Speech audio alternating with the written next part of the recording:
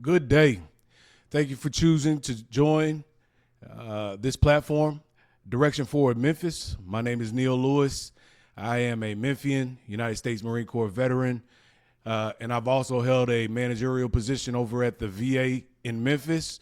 I also own my own small business that I'm trying to get off of the ground. But this platform is about Memphis, everything Memphis, including news, opinions, ideas, all of the above. So I'm glad that you've chosen to join us today. And we are going to get into some topics, some news headlines that have recently been released, and just give some opinions about what's going on in the city of Memphis. I feel like we're in an overall a state that obviously needs to get better, but a good state nonetheless. It's always a good day to be in Memphis. Okay, so the first story. So a judge denies motion for new trial for security guard convicted of killing man at East Memphis gas station. Gregory Livingston was convicted of first-degree murder on May 3rd, 2024, in the 2021 shooting death of Alvin Motley Jr. And this looks like it was at a Kroger gas station, unfortunately. Let's see what happened, and we may jump into the video as well. So, okay. A Shelby County judge has denied a motion for a new trial for Gregory Livingston, the security guard convicted of shooting and killing Alvin Motley Jr. at a Kroger gas station back in 2021. The jury convicted Livingston of first-degree murder on May 3rd, 2024, in the shooting. Livingston was sentenced to life in prison in a hearing July 8th, 2024, which would have been yesterday. Yesterday, a judge denied a motion for a new trial, according to court records. Memphis police said Livingston shot Motley, who was visiting from Chicago in August of 2021, when Motley stopped for gas with his girlfriend at the East Memphis Kroger gas station at Poplar and Kirby. The defense, led by attorney Leslie Ballin, claimed Livingston acted in self-defense and fear for his life. The trial included testimony from witnesses, including Motley's girlfriend and investigators. The defense rested without calling any witnesses, and Livingston did not take the stand on his own behalf. During opening statements, Special Prosecutor Glenn Funk, a district attorney out of Nashville, said Motley could not have been perceived as a threat since he was holding a beer and a cigarette in each hand rather than a weapon. Motley's girlfriend, Pia Foster, testified that Motley just wanted to talk with Livingston like men after a confrontation over how loud the music in their car was. Video played in court showed Foster having to hold Motley back during the argument. Foster said it felt like Livingston was picking on them, describing him as hostile.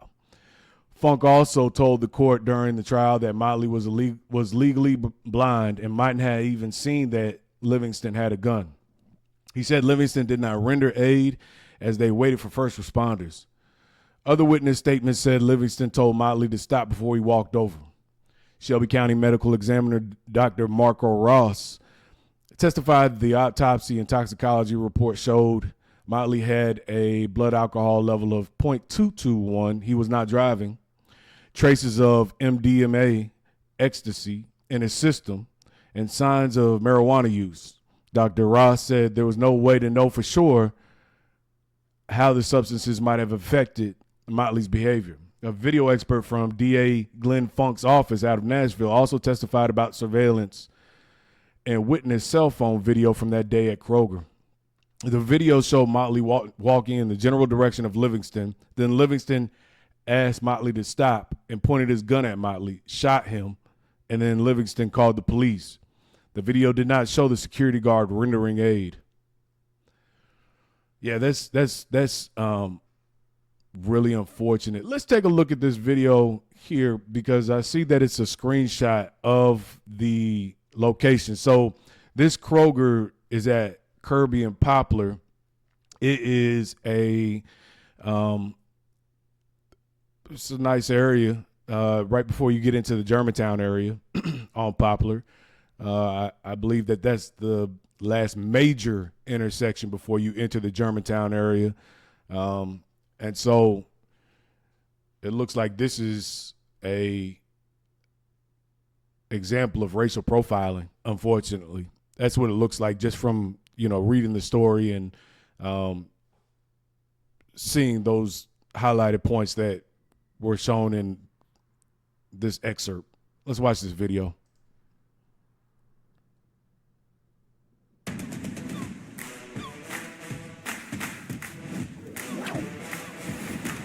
I've been waiting for this all year. Well, new tonight, a Shelby County judge has denied a motion for a new trial of the security guard convicted of shooting and killing a man at an East Memphis Kroger gas station in 2021. Memphis police say Gregory Livingston shot Alvin Motley Jr. when Motley stopped for gas with his girlfriend next to the Kroger at Poplar and Kirby in August of 2021. Livingston claimed he was acting in self-defense and feared for his life. A Shelby County jury found Livingston guilty of first-degree murder in May. He was sentenced to life in prison, and again, today, a judge denied a motion for a new trial in that case. Self-explanatory. Sometimes we have people that have complexes and they get a badge and they want things ran the way that they want them ran. That person that they may be targeting might not even be doing anything out of the way or wrong necessarily. Now, obviously, he may have felt bothered the fact that at that Kroger gas station and maybe the area of the town that they were in, hey, turn your music down. Unless Memphis police rolls up and tells that individual to do that, I don't see what the problem is. You're a security guard at a gas station. You need to be worried about people trying to break into cars or somebody trying to rob somebody with a gun or something to that effect. Now, and I know that these security guards, because they're at all the Kroger gas stations around the city. Maybe not every single one. I know the ones that I frequent normally have a police. I can't remember the name of the company that I'm most familiar with, but it's a black Impala with some gold lettering on the side of it. And normally those security guards are just sitting in the car.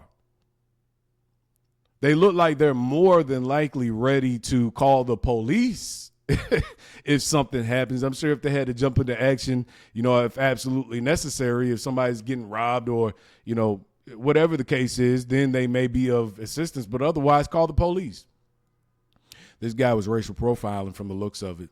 And obviously the jury found that same conclusion. There's no way in the world that you need to pull out your gun. Even if he is walking towards you, you addressed him first. So your ego wanted to tell him, turn down the music because of the area that you're in or whatever entitlement you feel you have, because I don't know of any noise ordinance or something saying that your music can't be X loud, you can't hear it outside of the car or something crazy like that. And if there is, please let me know. But otherwise, he was going out of his way to make his opinion or what he wanted to have happen be known. So once you initiate that, then obviously the man may have been drunk or whatever else.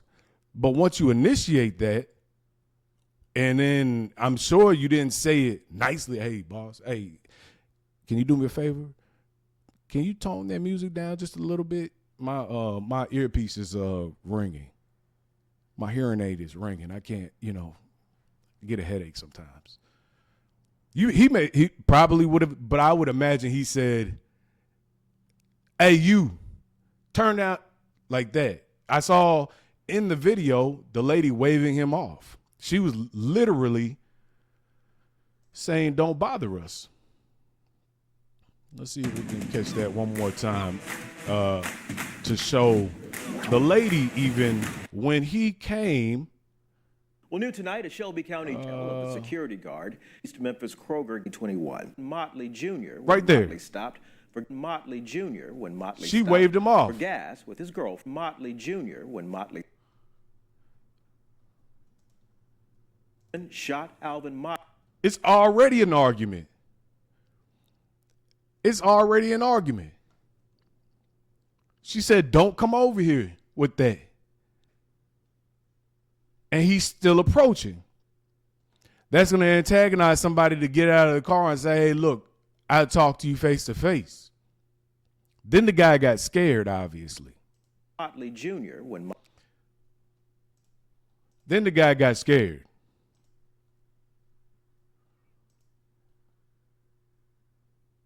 And he may have came around. I see the cone over here in the corner.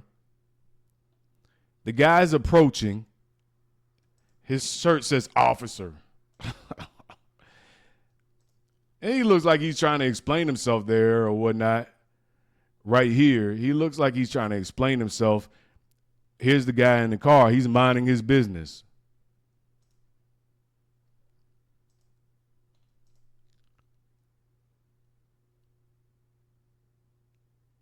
She told him, don't go up, come over here.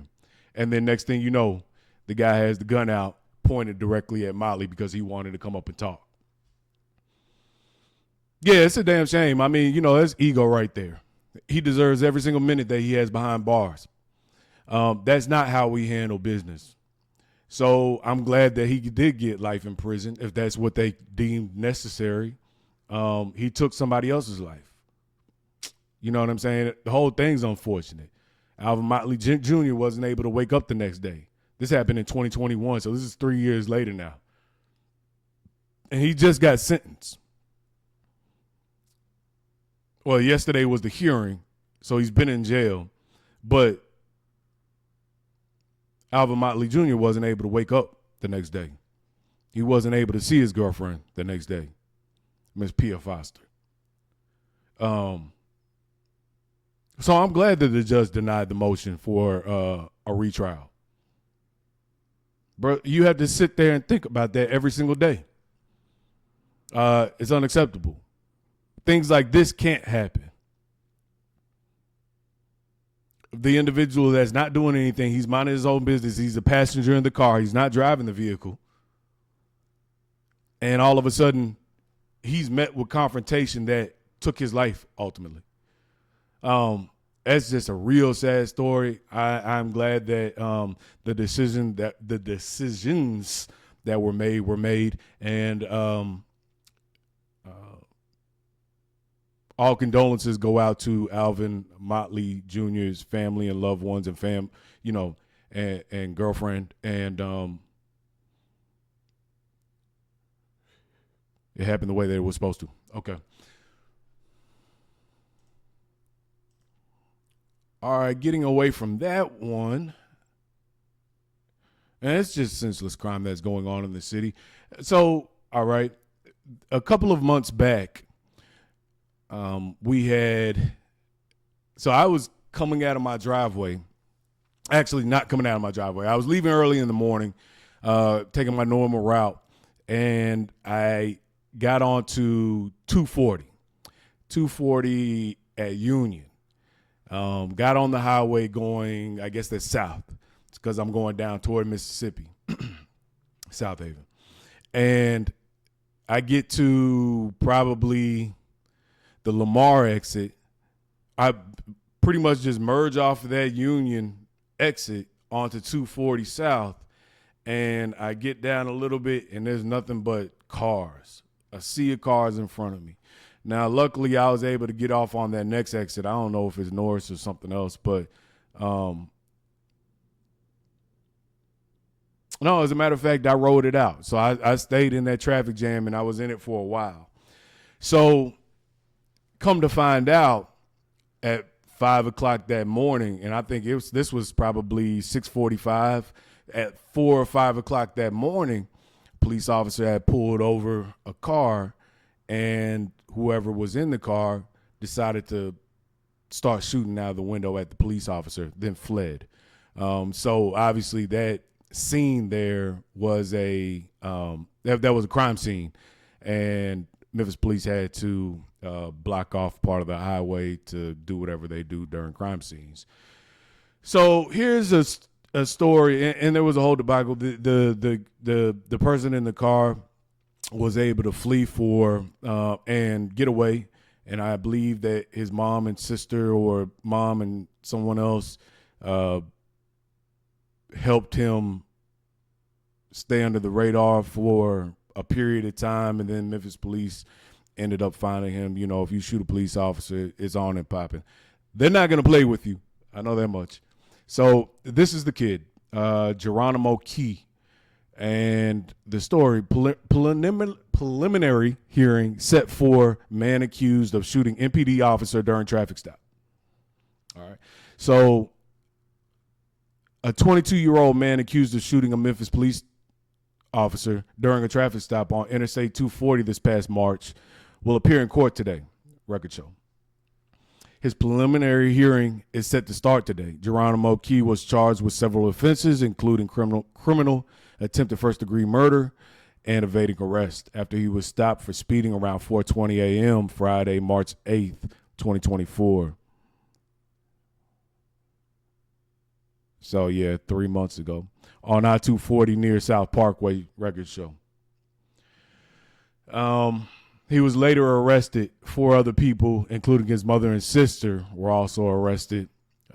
Their preliminary hearings are also set for today. Key made his first court appearance on March 11th, in which he claimed to be a sovereign citizen and had a back and forth with Judge Christian Johnson.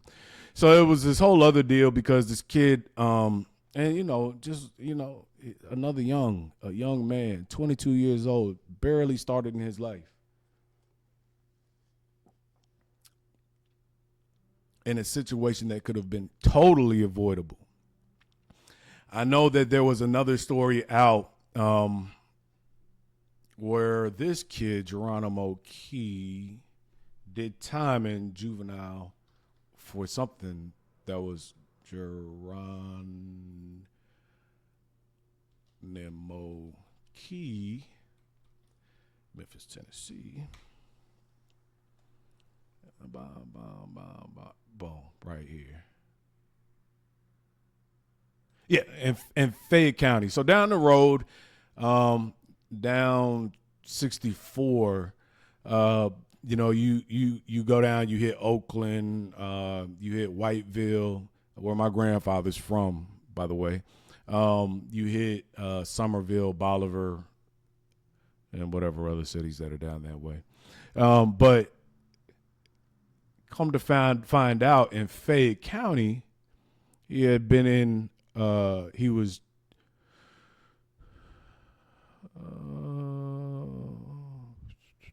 had been in,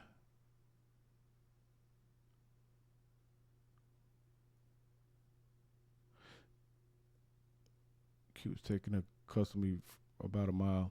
So let's just go into this story a little bit, see what little hot spots or information we can learn. He's now facing charges of criminal attempt. We know that.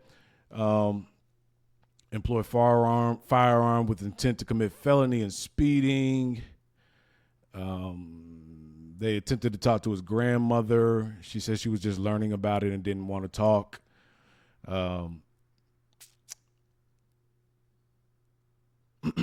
Now, his next door neighbor said that Key seems to be a nice and quiet person. And said, yes, sometimes I saw him come visit his grandparents. I think he drove a black Nissan or something. He's not a bad person from what I've seen. Those are big words. Key was taken into custody about a mile from where the shooting happened. The Nissan found on Dempster Street in South Memphis with a smashed window, which according to police indicates gunfire hit the window.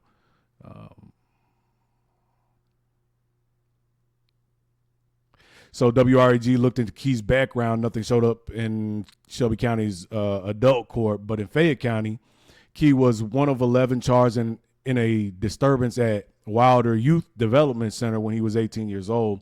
He faced the charge of vandalism, escaping custody of an officer, inciting a riot after disturbance.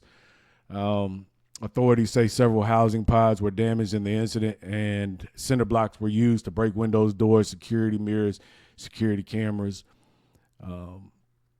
And so they asked Shelby County Juvenile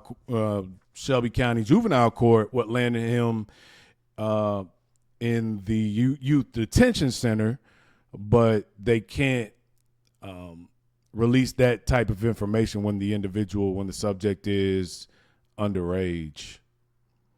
And down there, they have a story playing about it that you may or may not actually be able to see. Okay, so look, and that just kind of gives you both sides of the story. Both sides of this young man, because you do have a side. Well, one, he was landed in the youth detention center for whatever reason. So there may be a history of, whatever turmoil may be going on. I don't know if it's something that has to do with the environment or, the people that he may have around or, just whatever that situation is for him. Now, the additional charges that he got while at the youth detention center, just reading charges don't tell the entire story at all.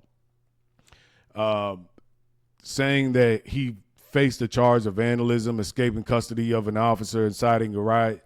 How many other people? They said 11. He was one of 11 that were charged in this manner. I'm quite sure that they gave all 11 the same charges. I don't know how many people are in that youth detention center.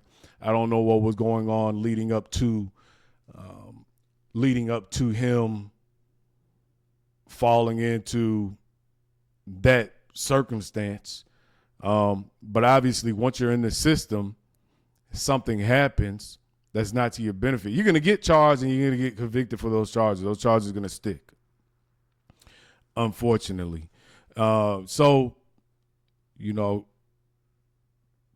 he got out. That's the thing. And then when he got out, obviously he hasn't had any other incidences, which is great. But then March 8th, something happened. He got pulled over for speeding, which is a big problem in Memphis on the highways, at 4-something in the morning, and then decides to fire on a cop. We can't break down the psychology of it all. But something has to be done because I know that it's obvious that this could have been avoided. This didn't have to necessarily happen. I'm sure he is a quiet kid. Probably does stay to himself. Unfortunate situation. I'm glad that police officer is in good health, was able to recover from that event. And as far as Key, 22 years old, already been in the system. Obviously, he spent a few years, because from, he caught that last charge at 18. I don't know when he was released from the Wilder Youth Detention Center, but there's been a period of time since he caught another charge. I think, sometimes they release at 21, depending on what your charges are. And if he got those charges at 18, that he may have been one of those ones. So maybe it was only a year. We don't know. Obviously, something's there that needs to be addressed, and hopefully there's rehabilitation when he can get on the other side of it and do something else. You know what I mean? Add to your community instead of being a part of the issue. All right, we'll jump into the next one.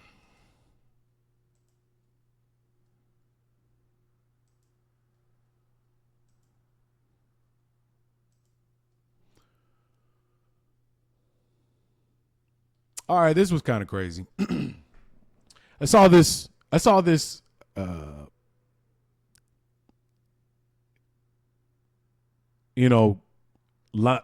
line of this clip, this story. 3 teens pepper sprayed DoorDash driver and steal car, one at large. And I was Let's just read it. Okay. A Memphis teenager accused of pepper spraying and carjacking an Olive Branch delivery driver has been extradited to DeSoto County.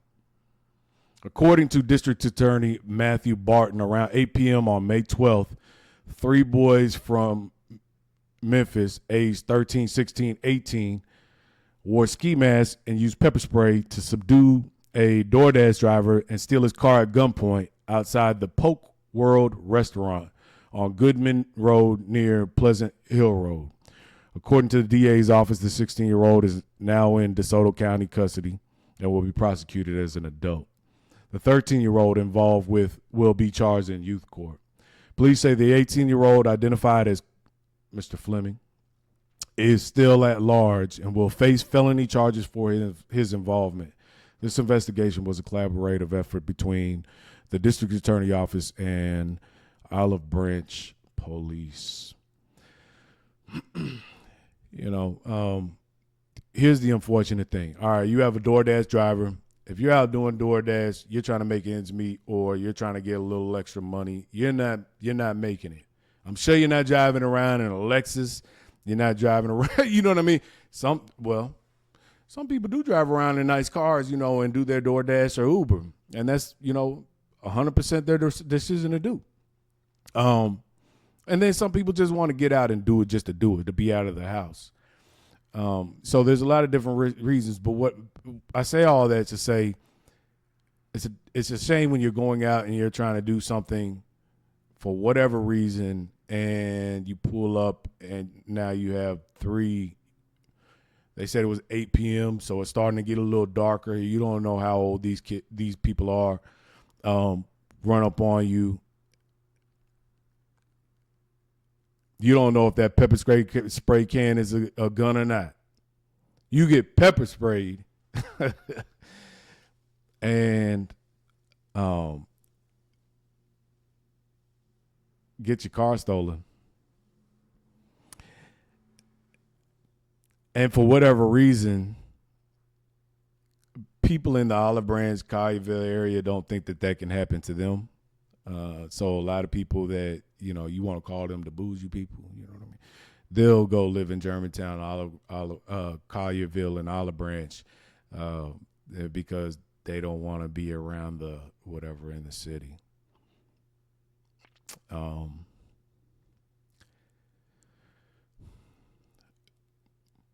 But people from Memphis live in those areas too.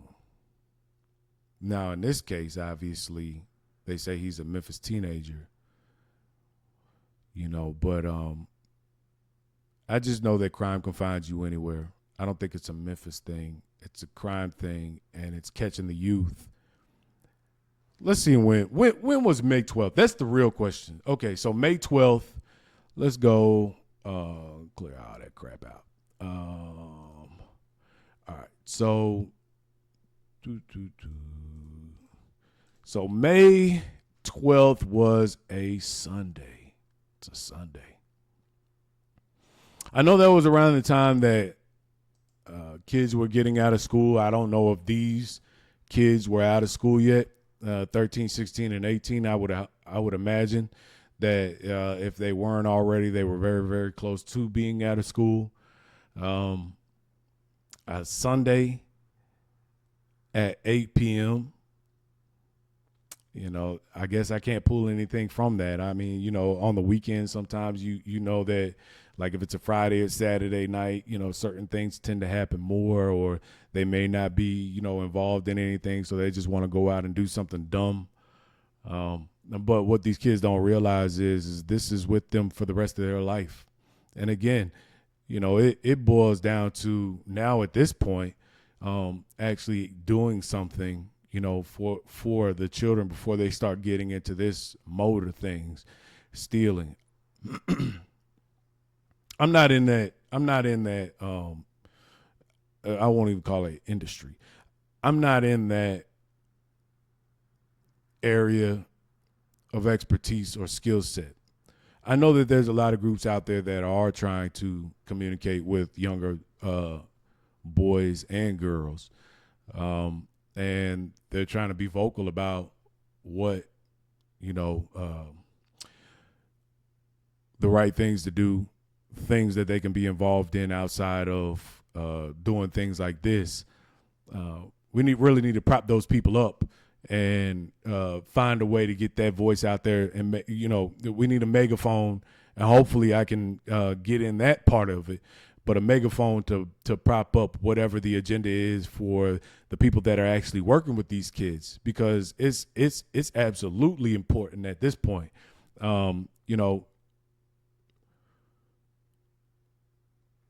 Our kids they think a little differently, I mean, at the end of the day, and it goes back to the parents, of course, and kind of what you're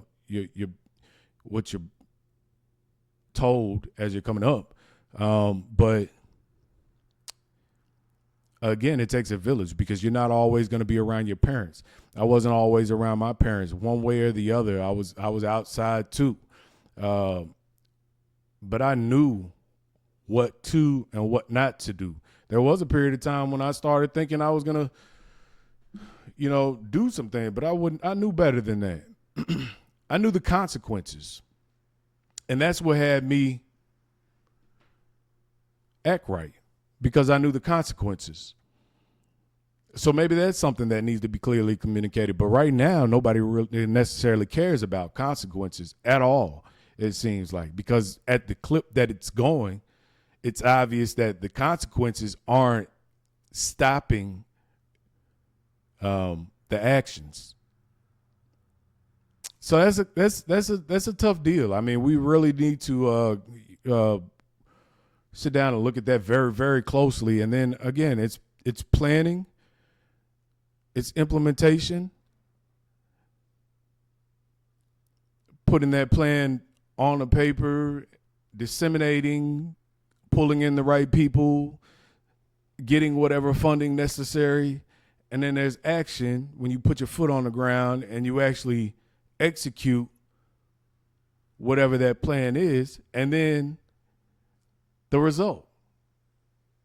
And it's not an overnight result, but there has to be some real world tangible things that's going to end up costing money to get whatever result we're actually looking for, not just complaints. I used to tell people all the time, okay, you could tell me what the problem is, but let me know what your solution is to that problem.